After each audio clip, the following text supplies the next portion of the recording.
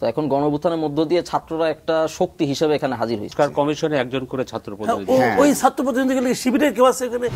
ছাত্ররাই কেন গভর্নমেন্ট করলো না? আপনি তৃণমূলে যান, মানুষের ডিমান্ড কিন্তু এটা। আমরা তৃণমূলে খুব ভালোভাবে রয়েছি এবং আমরাও আহ্বান জানাই সচিবালয়ে ঘোরাফেরা না করে তৃণমূলে যেতে হবে।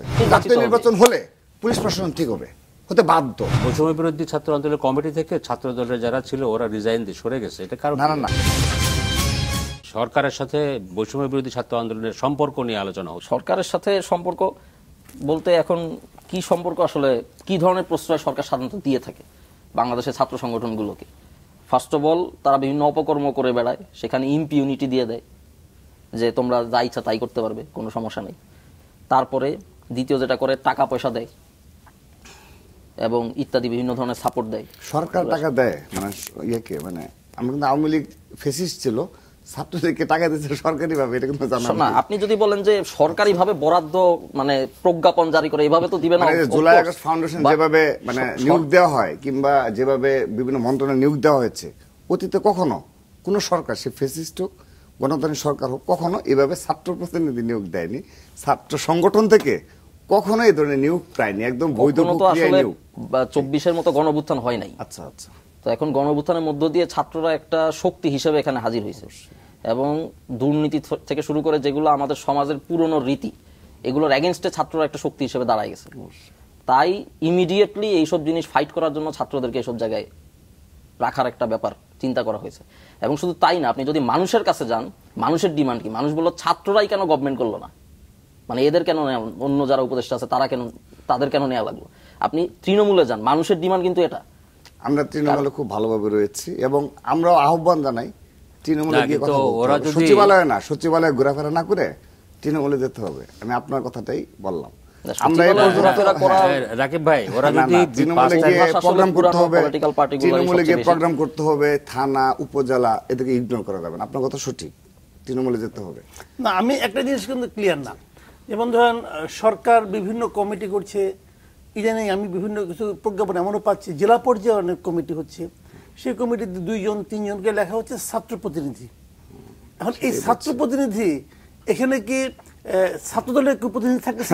না, এই পর্যন্ত কোনো ছাত্র সংগঠন থেকে না, শুধুমাত্র তারা যে আরো গুরুত্বপূর্ণ সকল সংস্কার কমিশনে একজন করে ছাত্র প্রতিনিধি। ওই ছাত্র প্রতিনিধি শিবিরের কেউ আছে এখানে, অথবা আপনাদের কেউ আছে নাকি? আমাদের কেউ নেই। শিবির এরা কারা? এদেরকে কে নির্বাচন করে? এরা বেসিক্যালি রাজনীতিতে রয়েছে, ছাত্র রাজনীতিতে এমন কেউ নেই। আমি যে কয়েকজনকে পেয়েছি, সবাই যদি তার না, এদেরকে কি মনোনয়নটা দিচ্ছে কি? আপনাদের কমিটি থেকে, আপনি তো ওই কমিটির মানে যেহেতু একজন কর্মকর্তা, এই মনোনয়নকে আপনারা দিচ্ছেন? মনোনয়ন দেওয়ার ক্ষেত্রে কমিশনে ছাত্রদেরকে নেওয়ার ক্ষেত্রে যেটা দেখা হয় সাধারণত, কমিশনটা কি আমি যতদূর জানি আর কি, কমিশনটা কি, যেমন মনে করেন যে সাংবাদিকতা বা এরকম, তারপর সেখানে কারা ভূমিকা রাখতে পারে। এক্ষেত্রে আমরা যাদেরকে দেখেছি এখন পর্যন্ত আন্দোলনের সাথে তাদের সংশ্লিষ্টতা ছিল এবং অনেকেই সামনের সারিতে ছিল। সরকার চাচ্ছে জুলাইয়ের মধ্য দিয়ে, 24শে জুলাইয়ের মধ্য দিয়ে নতুন যে পলিটিক্যাল শক্তিটা মাঠে হাজির হয়েছে, সেই শক্তিগুলো যাতে হচ্ছে তার জায়গা খুঁজে পায়। কেন? কারণ হচ্ছে বাংলাদেশের রাজনীতিটা তৈরি এভাবে যে এখানে মাফিয়া তন্ত্র, এখানে লুটপাট, চাঁদাবাজি, শক্তি প্রয়োগ, এইটার একটা সিন্ডিকেট তৈরি হয়ে আছে। তো আপনি যদি এই রাজনীতিতে জায়গা করতে চান, তাহলে আপনার কি করতে হবে? আরো শক্তিশালী হতে হবে। আরো শক্তিশালী হয়ে ওই জুলুম যদি আপনি আরো বেশি করতে পারেন, তাহলে আপনি কিছু জায়গা দখল করতে পারবেন এখানে। কিন্তু 24-এর ভেতর দিয়ে যে নতুন রাজনৈতিকতার উদ্ভব ঘটছে ছাত্রদের ভেতরে, এরা তো এগুলা করবে না। এবং এগুলা না করলে তাহলে বাংলাদেশের পলিটিক্যাল সিনিয়রিটি অলরেডি তারা পলিটিক্যাল, কারণ তারা আওয়ামী লীগের শত্রু। আওয়ামী লীগ কোনোদিন যদি একটুও ক্ষমতার কাছাকাছি আসতে পারে, এদের প্রত্যেকে খুন করবে খুঁজে বের করে। তাহলে এটা তো রাজনীতির মাঠে চলে আসছে। আপনারা বগুড়ার আপনাদের বৈষম্য বিরোধী ছাত্র আন্দোলনের কমিটি থেকে ছাত্র দলের যারা ছিল ওরা রিজাইন দিয়ে সরে গেছে, এটা কারণ? না, এটা বগুড়া না, এই যে ময়মনসিংহে গতকাল 7 জন পদত্যাগ করেছে। এর সাথে ছাত্র দলের পরিবর্তন হচ্ছে না এরকম? এটা তাদের নিজের মাত্র তো স্টার্ট করছে, তো এগুলো ভাই হয়, এটা আসলে এগুলো ইম্পর্টেন্ট। আচ্ছা, এটা গুরুত্বপূর্ণ কিছু না। ছাত্র দলের ক্ষেত্রে কোনো কারণে হলে এটা একটা ন্যাশনাল ইস্যু হতো। এক্ষেত্রে এটা হয়তো মিডিয়া কভারেজ পাচ্ছে না। প্রতি জেলায়, প্রতিটা উপজেলায় এগুলো হচ্ছে আর কি। আমরা এগুলো নিয়ে, এটার সাথে ছাত্র দলের কোনো সম্পৃক্ততা নেই। তো আমি যেটা বলছিলাম, আপনি বাংলাদেশের প্রতিটি উপজেলায়, পৌরসভায়, ইউনিয়নে যাবেন, গ্রামে যাবেন, তাদের এই জনপ্রতিনিধি না থাকার কারণে কি ধরনের হাহাকার, কি ধরনের প্রবলেম ক্রিয়েট হচ্ছে। একটা এক্সাম্পল থাকে, গ্রামে একটা যিনি কাউন্সিলর থাকেন, তার নেতৃত্বে কিন্তু একটা বিচার হয়, ঠিক আছে, বিগত সময়গুলোতে এটা ভেঙে পড়ছিল, বিশেষ করে 10 বছর একেবারে ভেঙে ফেলা হয়েছে এই বিষয়টা। বাট এটা কিন্তু গ্রামের একটা ঐতিহ্য, যে যারা মুরব্বিয়ান থাকবে, গ্রামে অনেক প্রবলেম, আপনি ঢাকায় থেকে এটা বুঝতেই পারবেন সারা বাংলাদেশে কতটা প্রবলেম ক্রিয়েট হয়, পারিবারিক সমস্যা, সামাজিক সমস্যা, নানাবিধ। তো এই প্রবলেমগুলো কিন্তু আমাদের একটা কালচার রয়েছে পারিবারিকভাবে, এটা কাউন্সিলররা বসে কিংবা ইউনিয়ন চেয়ারম্যানরা বসে যেভাবে মীমাংসা করে আর কি।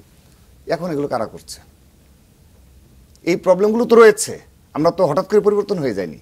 এবং এর মধ্যে আবার আরেকটি মূল প্রবলেম, পুলিশের যে সমস্যাটা, পুলিশ গ্রাম পর্যায়ে পর্যন্ত কোনো বিষয়ে ইন্টারফেয়ার করতে চায় না। আপনি খোঁজ নিয়ে দেখেন, আপনাদের বিরুদ্ধে তো অনেক অভিযোগ শোনা যায়। না, আমি আমার বক্তব্যটা দিয়ে নিই, আমার অভিযোগ পরে বলেন, আপনি শত অভিযোগ বলেন, কিন্তু এই প্রবলেমগুলোর সমাধান কি?